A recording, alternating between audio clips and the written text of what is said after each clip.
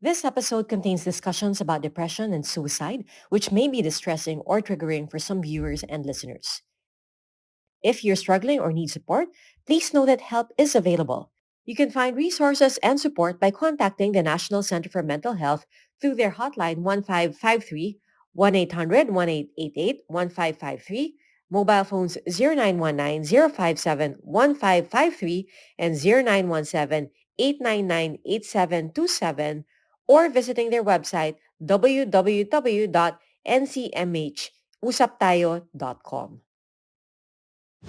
There's a Japanese proverb that goes, fall down 7 times and stand back up 8 times. And this may just be true of our next guest on Power Talks. She's a beauty queen, a mother, a wife, an advocate, an inspirational speaker, a TV host, and she has worn many different hats.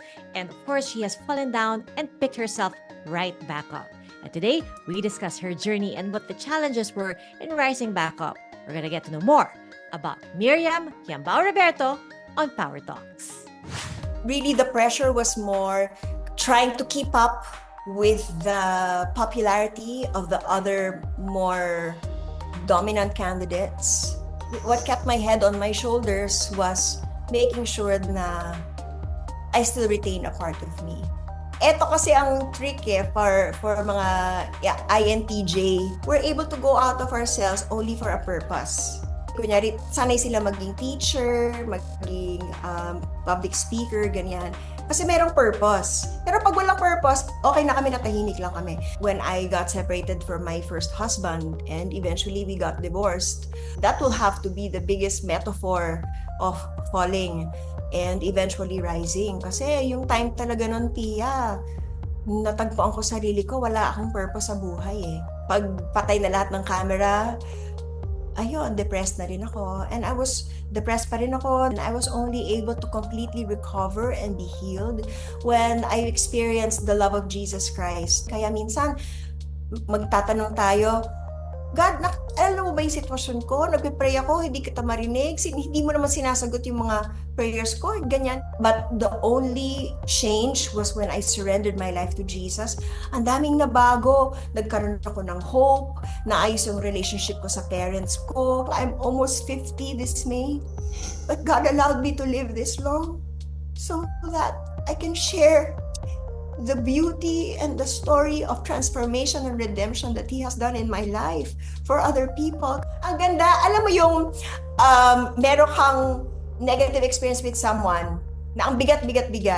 Pero once you've released forgiveness at nagkita kayo muli, walang bad blood. Parehong mutual respect and mutual fondness. I think the relevance of pageants changes depending on who's organizing it and who are participating in it. Kasi depende dun sa organizer, meron sila mga thrust or certain themes that they want or messages that they want to communicate through that platform.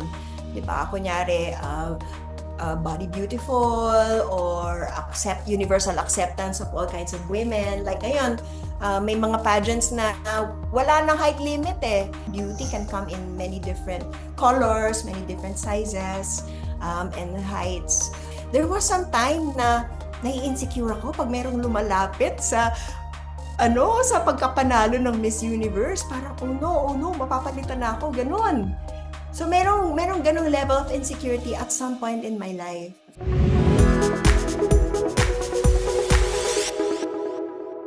Hi everyone and welcome to a new episode of Power Talks with Pia Arcangel, where we sit down with the country's biggest and most influential movers and shakers. And today, we're sitting with no less than Miss Universe, first runner-up from, wag na natin bagitin yung year, from before. Okay, none other than our very own Miss Miriam Kiambao. Hi, Miriam! Hi, Pia! Thank you for having me on Power Talks and hello sa mga tagapakinig. So first of all, Miriam, kakamustahin kita. Ikaw ba ngayon ay nasa Maynila or nasa Boracay? Dahil alam namin na ikaw ay, kumbaga, nag-migrate or nag-settle na rin sa Boracay. Oo, nasa area ako ng Alabang ngayon. Actually, nasa condo ako kasi pag ginawa natin to sa bahay, hindi tayo matatapos dahil yung mga bata mangungulit, they wanna be part of the interview. So, may errands din ako mamaya, so naisip ko to get away muna. And to answer your question whether we still live in Boracay, yes, we have a place there. We're renting and renovating a house there para whenever we're there, we have a place to stay. So how often are we in Boracay? We have committed to be there about 10 days a month and 20 days a month na dito kami sa Manila. Kasi our eldest son, who's 17, he still goes to a school here in the area of Las Piñas. So we still have to oversee him, apart from overseeing also CCF Boracay D groups. So, even the smaller kids, nag-aaral na ba yung smaller kids? Hindi pa. Oo, si Elijah, who is 6, naka-enroll siya sa homeschool. Tapos si Ziki, who is 3, nakikisalingkit kay kuya. Pero during pandemic, most of the time, nandun kayo sa Boracay? Oo, doon kami nakasettle kasi yung house namin dito sa Alabang pinarenta namin. So, to get away from the lockdowns, we moved to Boracay and we were staying Mhm. there until January 15 of last year. Mm, paano mo i-compare ang buhay sa isla at buhay dito sa Maynila? Ay, sobrang ang layo, Pia. Sa Boracay, everything is just so easy. Walang traffic, walang stress, walang pressure. Kasi doon, minsan hindi na kami kailangan sumakay ng sasakyan kasi 10 minutes walk lang to everywhere from where we Mhm. were renting in Station 2. So, ang dami mong meetings na pwedeng gawin during the day. Kahit dulo-dulo pa yan, ang dami mong meetings. Samantalang sa Manila, pag galing kami ng Cavite, which is where our house is, tapos may meeting sa Makati, isang meeting lang ang maisisingit mo during the day. Plus, dito, 'di ba, bumper to bumper ang traffic, pero sa Boracay halos wala. Wala ding pressure doon look to dress up and look nice. Samantalang dito, every time ka lalabas, kung kahit sa mall lang, kailangan nakabihis ka. Pero doon, kahit nakatsinelas kang walang ligo, walang pakialam ang tao. So ngayon na 20 days kayo dito sa Maynila, 10 days sa Boracay. Namimiss mo ba while you're here? Do you find yourself wishing na, ay nako, countdown na to sa pagbabalik sa Boracay? Wishing that you were back there? Hindi naman, kasi may benefits din syempre to live here in Manila because we get to be with our eldest son. And the place where we're staying in Cavite is medyo suburban. So hindi rin siya ganun ka hectic or kapolluted. Um, Mhm. Maraming ding space doon yung mga kids to go around kasi yung house namin doon is just behind the park.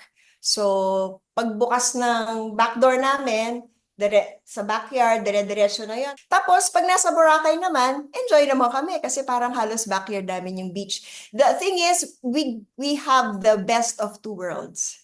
Mhm. Ay, nako Miriam, dun sa mga kwento mo, parang nakikita namin the glow in your eyes when you talk about your children. Motherhood seems to suit you very well. Pwede mo ba ikwento sa amin how distinct are the personalities of your three children? Siyempre, the little ones came on much later, but how would you describe yung dynamics nilang tatlo? Iba-iba sila ng personality as you know, as a mother yourself, di ba? Iba-iba sila ng ugali. And iba-iba din yung approach ng parenting. Si Kuya Joshua, he's grade 11 now, so teenager na siya. Madalas, nasa loob lang siya ng kwarto, lalabas lang yan pagkakain. Yan. Kami ni RD, we make sure to spend one-on-one dates with him kahit mga once or twice a month na para naman we get to see what's in his heart. We ask him, oh, what's up with you? Meron ka ba mga concerns? And then we get to address it on a one-on-one situation. Yung ugali niya, syempre siya yung kuya, no? Tsaka teenager, parang, alam mo, pag teenager, pag nasa bahay, tahimik lang yan. Mas nagiging rowdy yon kasama ng mga barkada. So, obviously, pag nasa bahay siya, medyo tahimik lang siya. Ang makukulit talaga yung 6-year-old ko, si Elijah, tsaka si Ziki na 3-year-old. Si Elijah, siguro dahil siya yung firstborn, mas responsible siya, mas serious. He's very, very sweet and smart.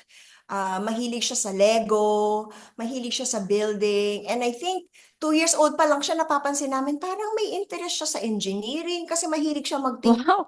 cars. Tapos, 2 years old pa lang siya, meron siyang toy motorcycle. Ang hilig niyang linisin. Kahit yung sarili niyang bike, nililinis niya.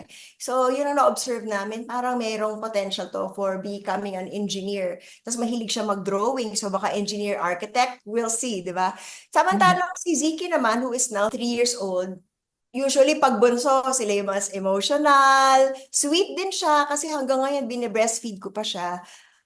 And siya yung mas inclined sa music. And parang mahilig siya sa, tuwing nagpe-play kami ng classical music, siya yung nakikinig.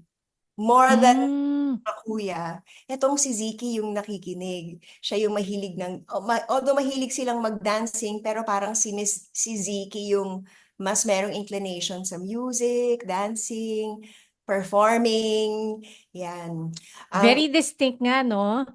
very distinct sila. Tapos, si Ziki yung, sabi nila, mas hawig ko daw si Ziki para siyang mini ko. Si Elijah naman, mas hawig ni RD, mini RD.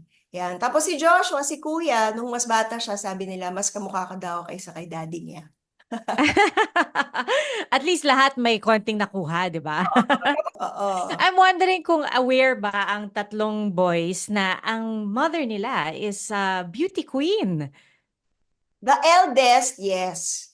Kasi Mhm. na-experience na yung benefits na may mga magsusponsor sa amin ng Disney movie o kaya yung mga ganito entrance sa kung anong park, mga ganyan. So, tapos napapansin din niya na bakit parang ang dami nagpapapisyo kay mami, mga ganyan. So alam na niya, 17 na siya.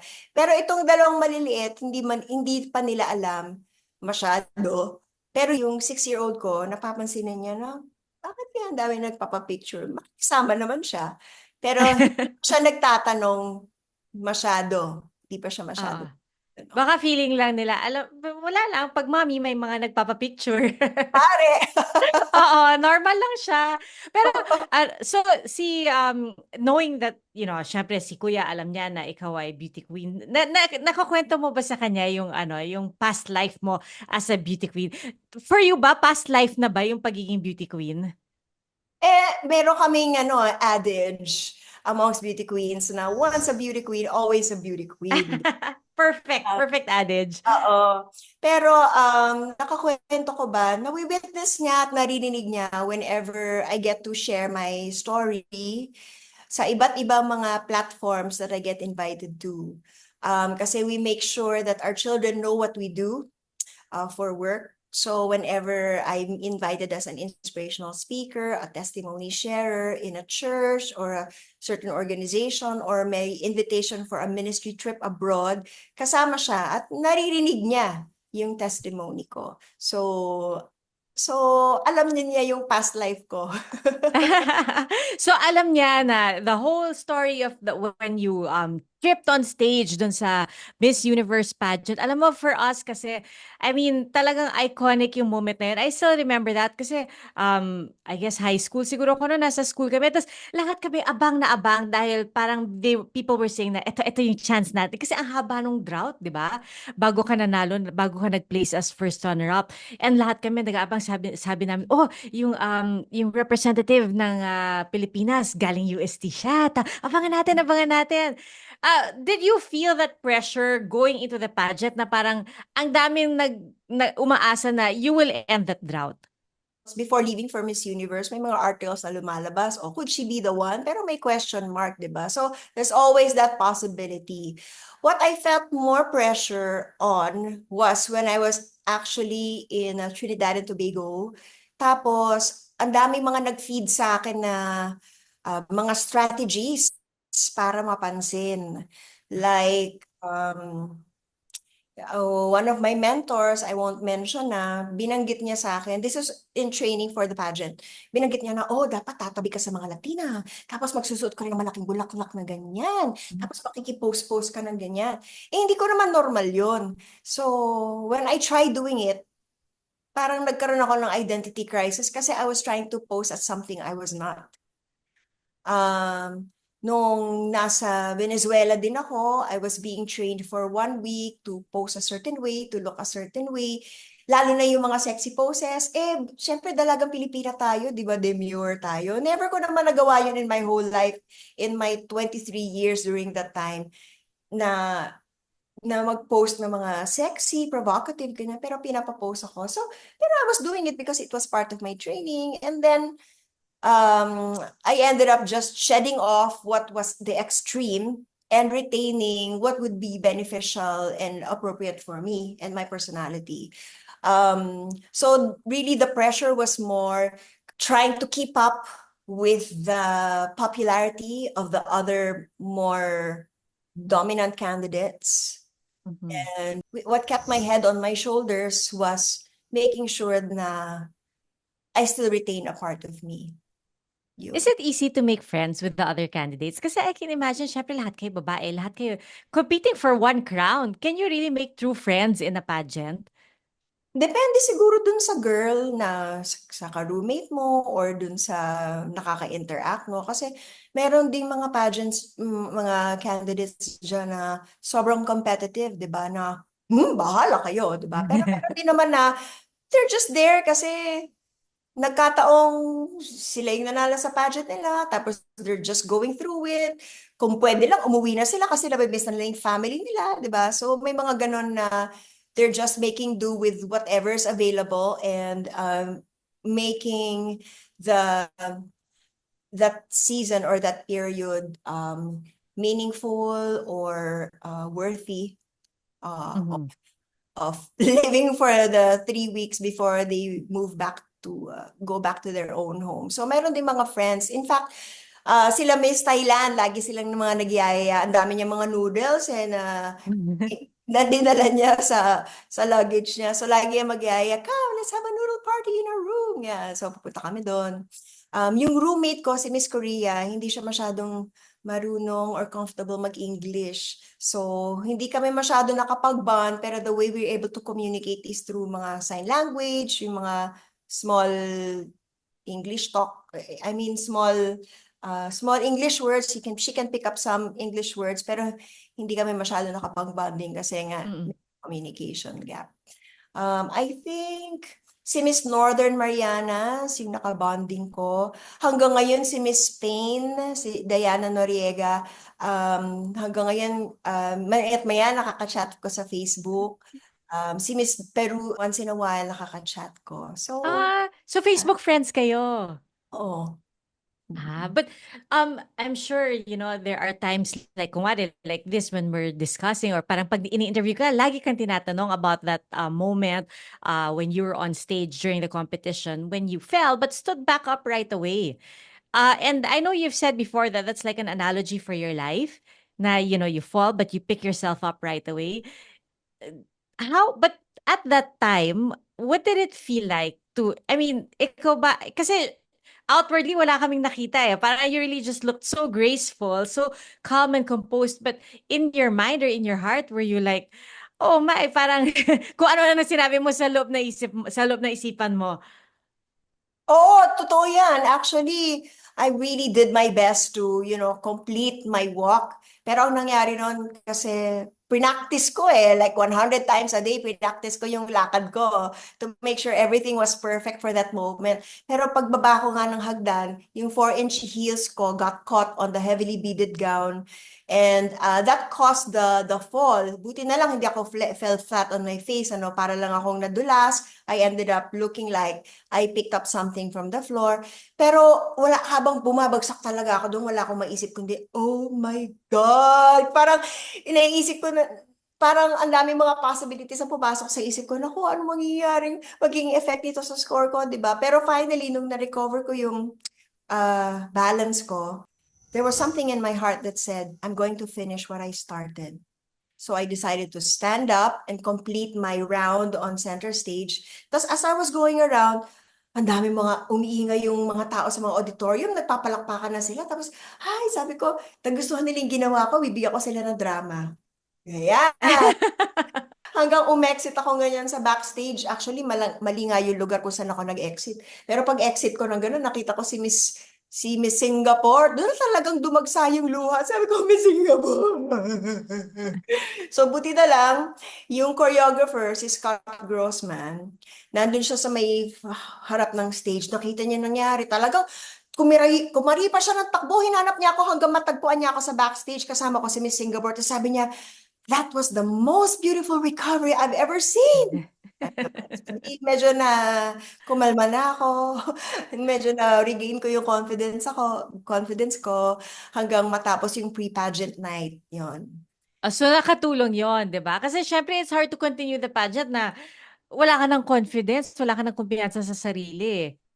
Oh, pero alam mo, grateful din ako sa Filipino community kasi the day after or was it the same? No, it was the day after was my birthday, May 20. And they threw a big, parang a party for me doon sa hotel. So, and around the same time, dahil nga kababangon ko lang from my fall, parang the whole media got word of it. And they were there in a hotel waiting to interview me. So I think that caught the attention of the public, the media, the judges, na pag-usapan tayo, umawat ang balita sa Pilipinas at sa iba't ibang parte ng mundo.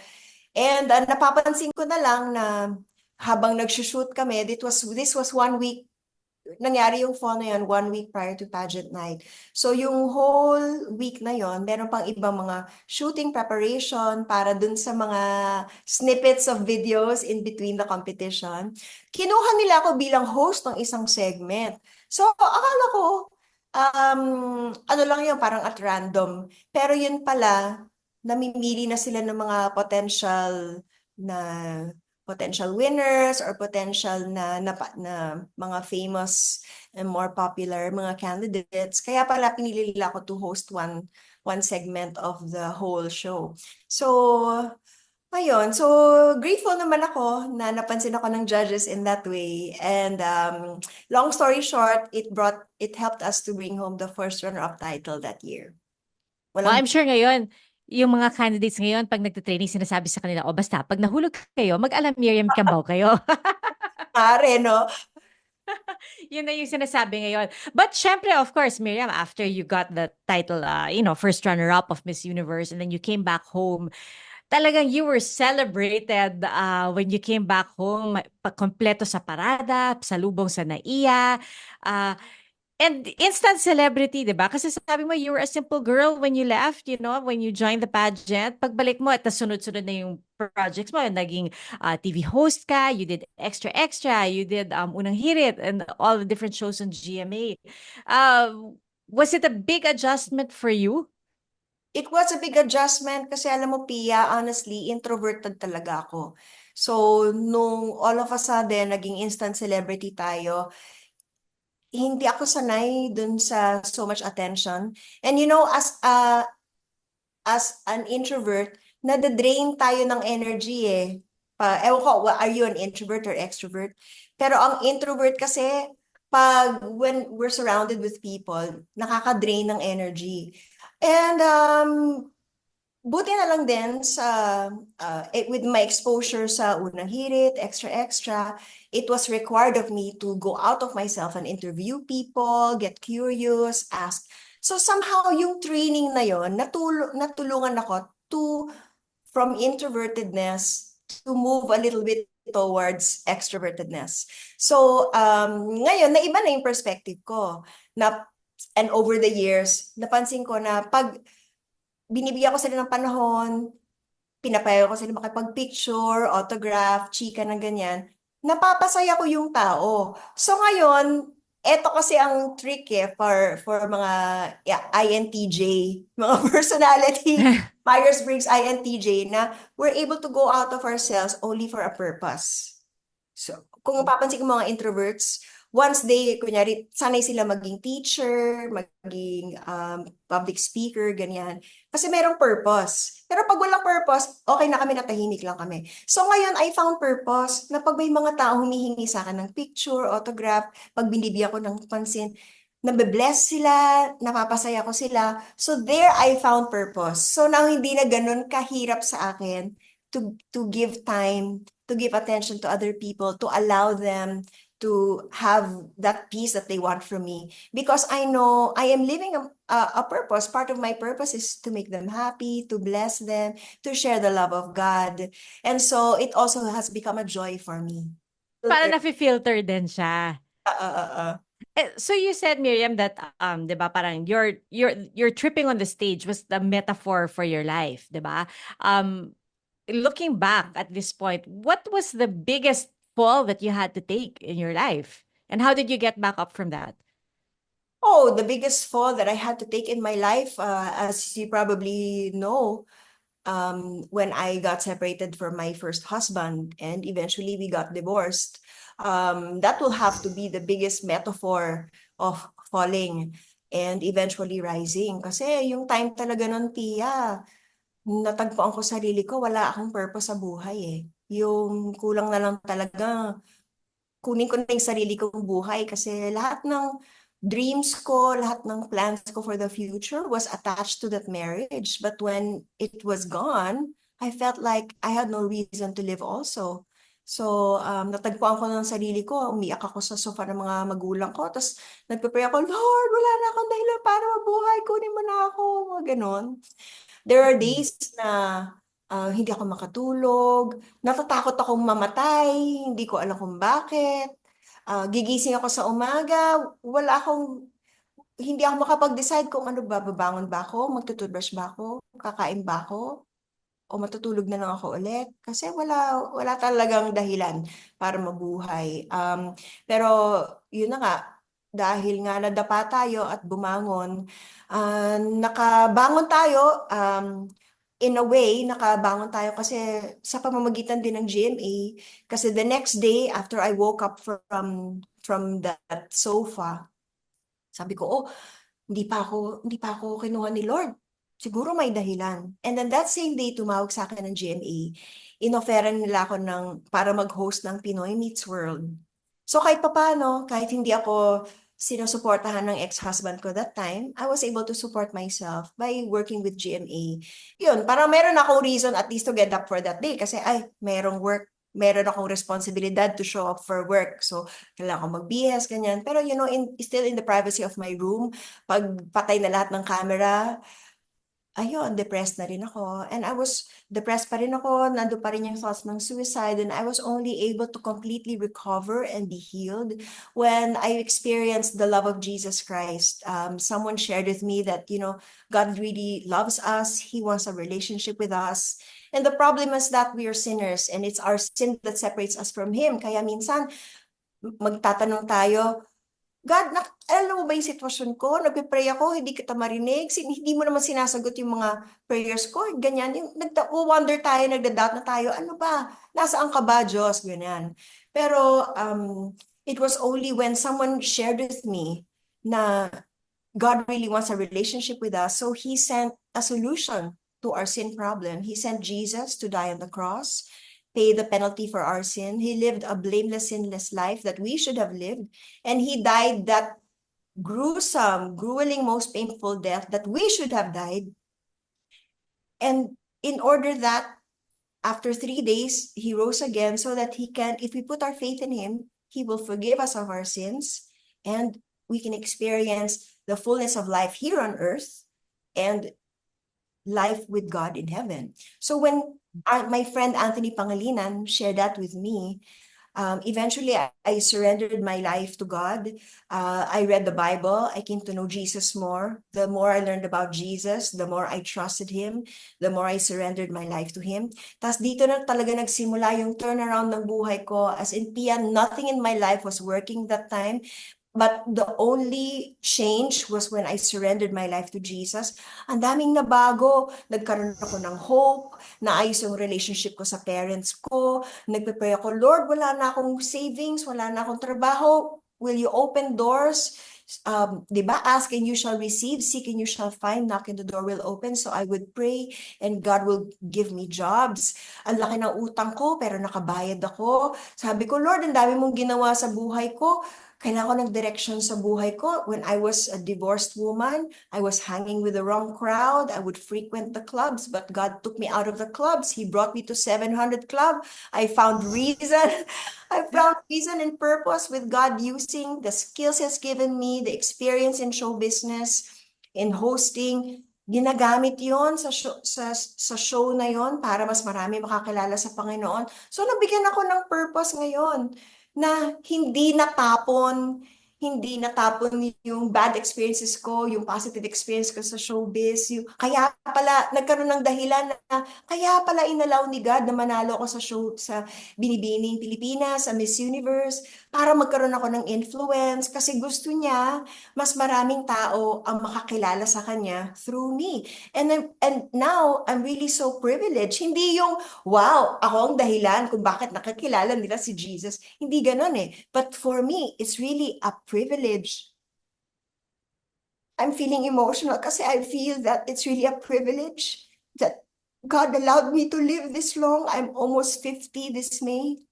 But God allowed me to live this long so that I can share the beauty and the story of transformation and redemption that He has done in my life for other people. Kasi Pia, di ba maraming mga taong who are lost out there, may mga depressed, walang direksyon sa buhay. But once they learn na itong ginawa ni God sa akin, binigyan niya ako ng pag-asa, inayos niya yung mga sirang parte ng buhay ko, binigyan niya ako ng dahilan, layunin sa buhay, at ngayon, inayos niya yung buong buhay ko. Kaya din gawin ni God yun para sa buhay nila. So now, parang I'm really just so grateful that God chose me, di ba? To be part of His spiritual family. So I could share the truth that God loves each and every one of us.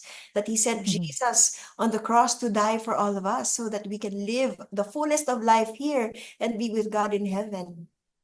And it really takes strength and courage to share your faith, diba? Because not everyone will always be receptive to, your stories or, kasi yung iba tao dyan, ang instant reaction nila is, alam ko na yan eh, or hindi ko na kailangan yan kasi nagsisimba naman ako, nagbabasa rin naman ako ng Biblia, napag-aralan ko yan sa eskwelahan. So, I know all that already. So, to see you so willingly sharing that faith and encouraging others to do the same, that in itself is a great display of strength and courage.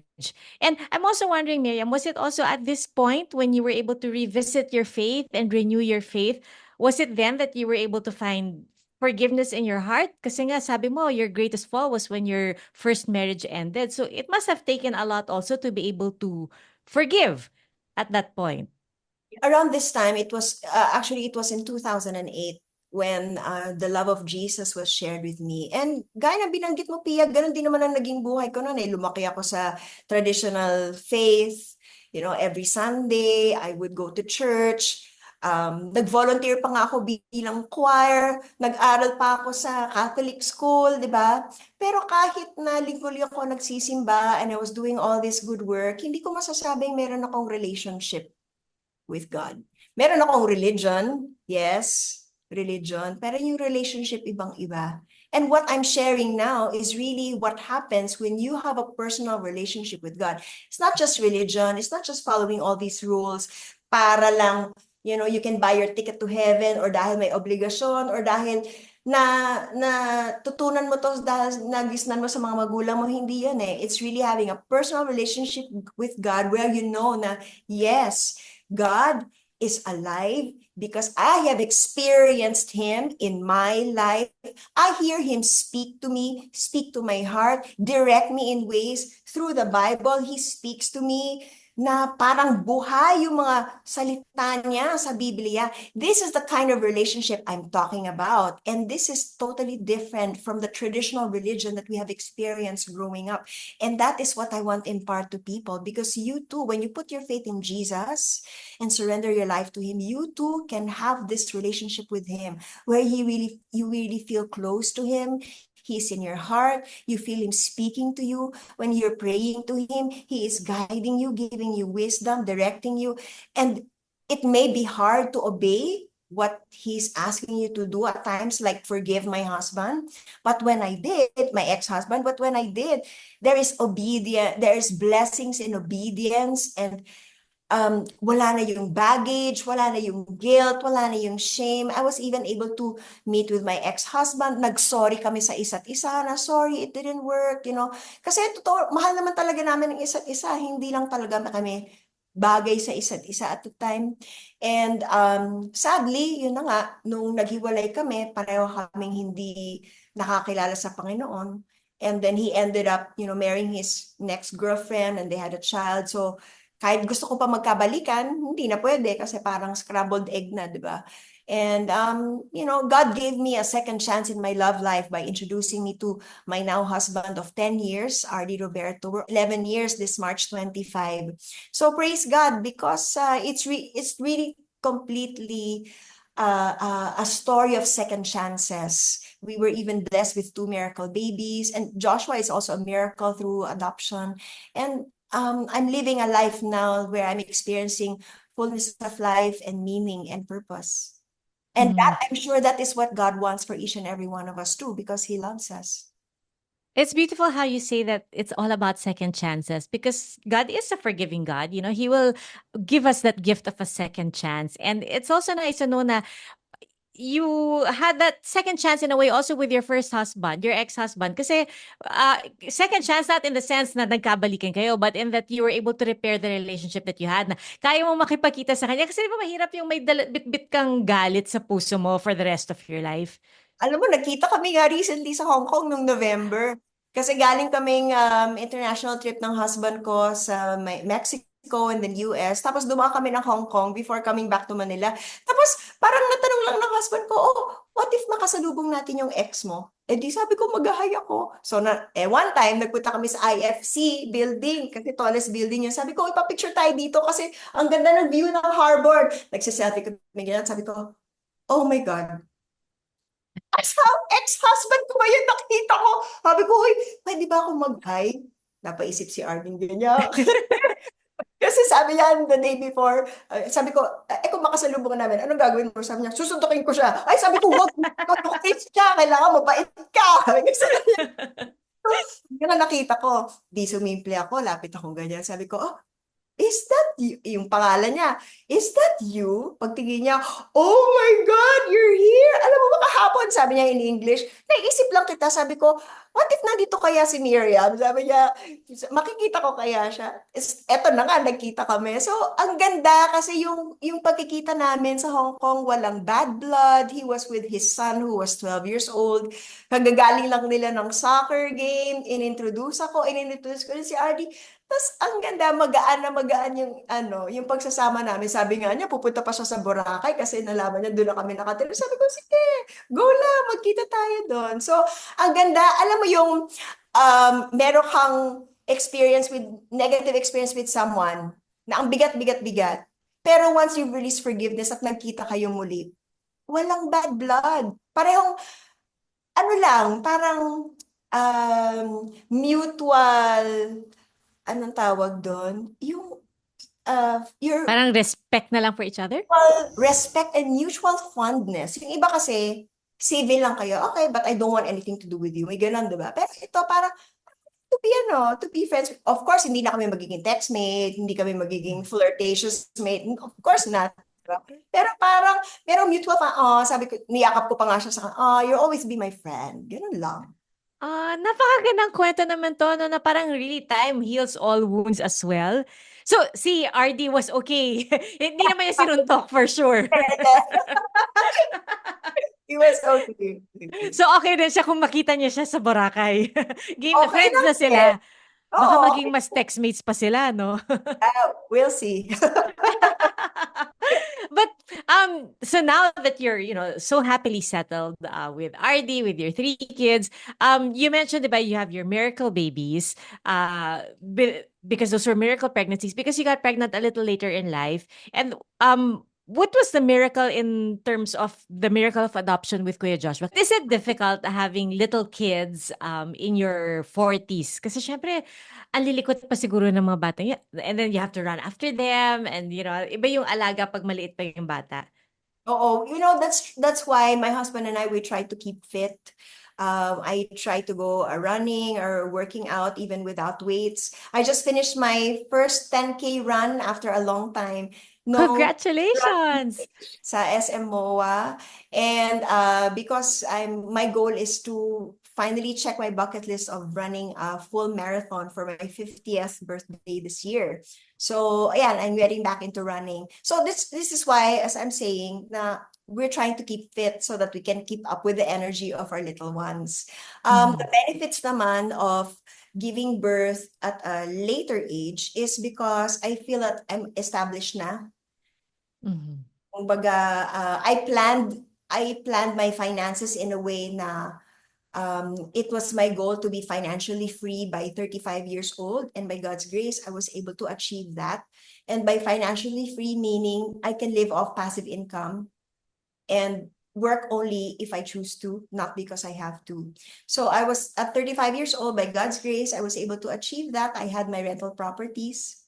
And now we're invest in Airbnbs like this one, which provides us with income so that we can sustain our lifestyle, traveling, doing mission work, and raising our children and be present with them.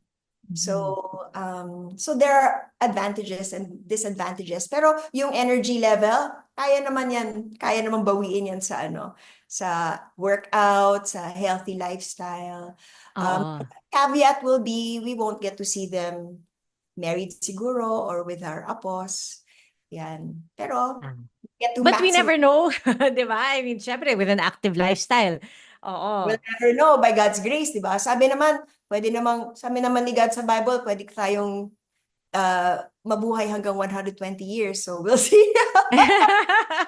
Oo nga. Naku, and it's so nice to see na very active yung pinupursue mong lifestyle na, and like you said, you choose to work when you want to, and a lot of the work that you choose to do now is inspirational speaking. Is that correct? Actually, a lot more mission. Kasi, Mm. kasi busy. Ang ano ko ngayon ang primary occupation ko ngayon is homeschooling my children and overseeing our church. I have Bible studies also. And then I get invitations from different churches to talk about many topics. Do you sometimes miss working in front of the camera, or the pageant lifestyle?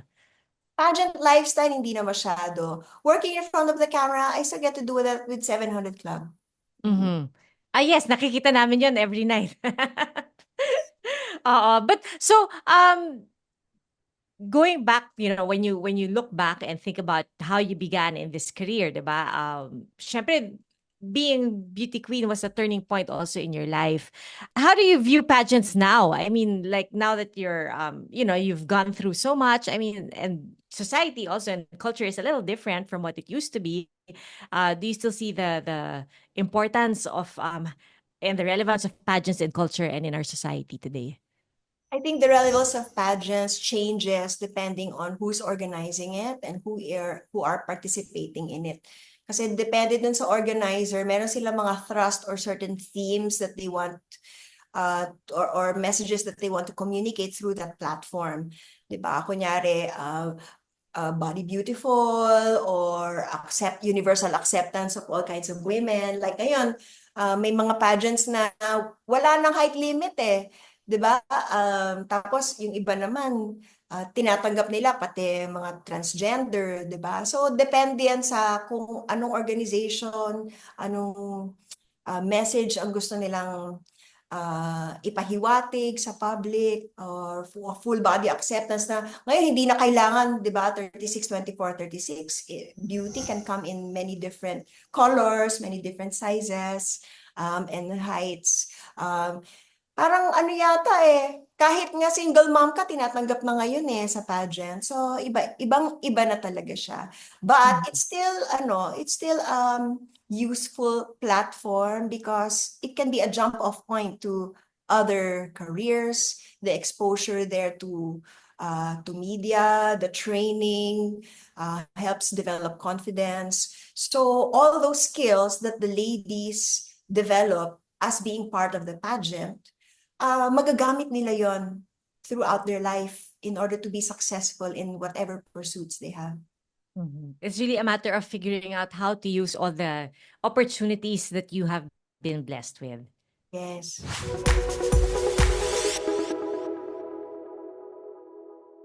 Now, Miriam, we have naman what we like to call Confessions of an Icon, Beauty Queen version. Ito mabilis lang na sagutan. Just quick questions and then your answers to these. Okay, so first, Confessions of an Icon, Beauty Queen version on pageant life. Was there ever a moment when you felt pressure to conform to certain beauty standards or expectations? Oh, yes, I was advised to hang out with the more popular Latinas and put a flower in my hair and, act like um, more provocatively that I normally would. And, really didn't feel good because it didn't feel like myself. So Mhm. I don't wanna have to go through that or advise it with anyone. But my best advice would be yourself because you can never go wrong. And how has your perception of beauty evolved over the years, especially after pageant days? Alam mo, there was a time na dahil nga celebrated yung win ko, di ba? Na first runner-up ako after a long time. Tapos, parang 10 years later, si Venus Ra, di ba? Naka Mm. fourth place. And then much later pa, and then merong puro mga naka first runner-up. There was some time na nai-insecure ako pag merong lumalapit sa pagkapanalo ng Miss Universe, parang, oh no, mapapalitan na ako, ganun. So, merong ganung level of insecurity at some point in my life. Pero during this time, lalo na nung mga time ni Venus Ra, ano na ako noon, bagong Christian ako noon. At nakilala ko na si Jesus, nakikilala ko kung sino ako sa mata niya. And when I had a personal encounter with God, and tinawag niya akong anak. Kasi umiyak ako noon. Sabi ko, "God, dami ko problema. Hindi mo na husband ko." Ganyan ako. Tapos sa sobrang pagod kong umiyak yung ulo ko, inimagine ko, nakaupo ko siya sa trono, tapos ako naman, nasa may paanan niya, yung ulo ko, nilagay ko dun sa may tuhod niya. Tapos naramdaman ko si God, parang stroke niya yung buhok ko dito. Tapos sabi niya sa akin, anak, tahan na, tahan na. So, doon ko unang na-experience at na-realize kung ano ako sa mata ng Diyos. Kasi dati yung identity ko nakabase nga sa pagiging celebrity, sa pagiging beauty queen, kung gaano karaming pera ko, kung gaano kalaki ng bahay ko, kung gaano expensive ng gamit ko, ng cars ko, ng bags ko. And in this digital age, kung gaano gaano karaming likes or followers natin sa social media. Pero mula nung tinawag ako ni God na anak, na-realize ko yung identity ko must be based on how He sees me as His daughter, as His beloved daughter who is so precious in His sight. And na-realize ko that is one identity that no one can ever take away from me. And Mhm. it will go on to eternity. Tapos Mhm. sabi ko, kung anak ako ni God, at si God yung Lord of Lords and King of Kings, ibig sabihin, anak ako ng hari, and that makes me a princess. Isa akong prinsesa na na parang all of a sudden nag-melt lahat ng mga insecurities ko, and I saw myself in a different light. Nagkaroon ako ng panibagong respeto sa sarili ko. Tapos na-realize ko, ang dami kong mga ginagawa na hindi na nababagay sa akin. Ang dami kong pinapile up ng mga gamit, mga images, di ba, na outside of myself who are not really me, that I'm thinking na eto ko, pero hindi naman pala totoo. So, nung nawala sa akin yung pera, nawala sa akin yung celebrity, when my career took a dip, nawala sa akin yung asawa ko, akala ko, identity ko, asawa ko, nawala lahat ng yon. And all I had was how God sees me as His daughter. And realize ko, wow, this gives me a new level of security, a new level of self-respect. Tinalikuran ko na yung mga ginagawa ko na hindi na bagay sa akin. And sabi ko, this is one identity that I want to move forward and carry along with for the rest of my life. Now, that's a truly beautiful perspective and something that we really all can um, relate to and learn from. So because your life, diba, it seems like an open book. I mean, you're more than happy to share what has happened to you, the lessons you've learned, the things that you have gone through. But what is one thing that people would be surprised to learn about Miriam Kiambao? Surprised? Is it surprising if I like chocolates? Well, Okay. yes, because 'di ba usually pag beauty queen, 'di ba, very strict ang diet. Love chocolates. What other, ano bang surprise? Simpleng tao lang ako. Mhm. Siguro Now, yun. Maso-surprise sila kasi ini-expect nila siguro na, beauty queen, celebrity yan, magarbong buhay yan, na lagi nakapostura. Hindi. Ako yung tipong lumalabas ng Boracay na nakatsinelas, nakapambahay, walang ligo. so sa lahat ng mga nakikinig sa atin, sa susunod na pumunta sila ng Boracay, pag may nakita sila nakatsinelas na matangkad, dapat double take kasi baka ikaw na yon. Oo, pero magdalawang isip sila kung aamuin nila ako kasi kung nakaligo ako, hindi. Baka naman, pag open air, hindi na yan masyado mahalata. Hindi na. Miriam, thank you so much for spending this hour with us. Thank you so much for taking time out to sit down and be with us. We are so happy to get to talk to you and get to know you a little bit more. And for those who wanna, follow you along on your journey, where can they find you on social media? My Instagram account is Miriam Q. That's MIRIAMQ888. And then my Facebook page is Miriam Kiambao-Roberto. And I also have a website, miriamkiambao.com. And my husband and I, we have a YouTube channel na we get to share our life in Boracay, may mga house tour doon, etc. And it's, naku, nagbago na yata, teka. Miriam and RD. Yan. It's YouTube at Miriam and RD. Yan. That's our Oh. YouTube So that's channel. where we can find you. And of course, 700 Club on GMA. Yes, 700 Club on GMA. Thank you so much, Pia, for this Thank you opportunity. so much. Thank you so much, Miriam. Hope to see you soon. See you again. Pag na-drop by ako dyan sa GMA. Thank you. Thank you. Thanks for watching and listening to this episode of Power Talks with Pia Arcangel. Don't forget to like, subscribe, download, and stream on Spotify, Apple Podcasts, and GMA Integrated News social media platforms. Stay tuned for more.